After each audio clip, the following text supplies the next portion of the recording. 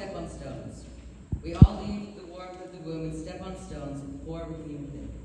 The first stones are easy. They fall so close together you can barely tell which is which. And as you travel the stones, you see fish.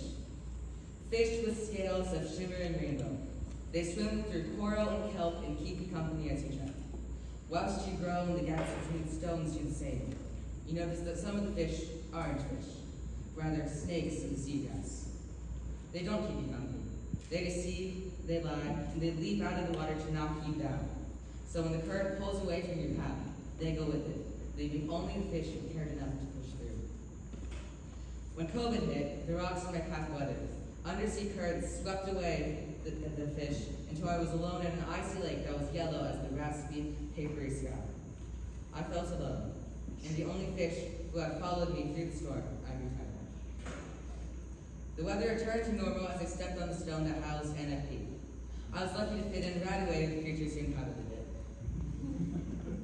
Some were snakes, and others remained to my side to this day. I am thankful to have met all of them. Tonight and tomorrow, I will collect all of the rush and adrenaline that I feel tonight and use it to leap to the next stone. I know that this stone, like many others on your path, isn't actually a stone. It's a turtle. A turtle that will reappear later on in my path, but must bridge other paths as it did mine. It swims around the vast oceanic expanse, filling others with the same exhilaration it did me.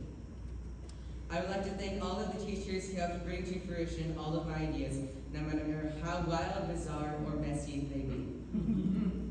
Everyone who brought me to this spot, I appreciate, and I wish you all luck on your journeys. I will be saying goodbye many times tonight, but various media have stated that goodbye does not mean forever. Thus, I shall say to you all, with my heart heavy and tired, goodbye, for I hope to meet again someday.